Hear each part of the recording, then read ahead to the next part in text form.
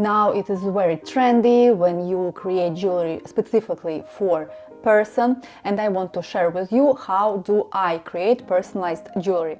I started with exploring energy of different gemstones and crystals, and that was my first step in creating personalized jewelry, because I checked the birth date of the person and I googled the stones and gemstones which are suitable for the birth date of specific person, like Taurus or Cancer or any specific sign. I checked in internet the stones and created with the stones simple bracelets using that specific stone. Then eventually I started to buy different books. This is one book, but I have two more different books about the crystals, and I started to go deep inside of crystal meaning. And now I am at the point of time when I finished already two numerology courses, and like that I can create personalized jewelry specifically for the person with the birth date I receive from the client. And like that, as you can see here, I created well-being dragonfly,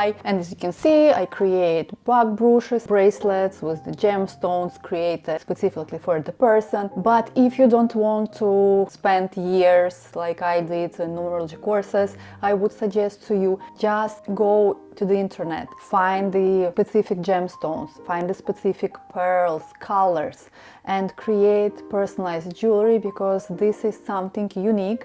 This is not like a mass market, and it can be your perfect start for creating your brand. What is important to you is to understand the person, because some of the persons prefer monochrome colors, some of the persons prefer bright colors, some prefer only white or ivory, black and gray. I would suggest for you to start creating personalized jewelry with understanding crystals and gemstones with the zodiac sign of your client. If you are in this niche and you trust in power and energy of the stones and crystals, it can be the perfect start for you to stand out with your brand. I hope this tips was useful for you, and leave a comment below. What are your preferred way to create personalized jewelry? What do you pay attention for? Do you use gemstones in your jewelry?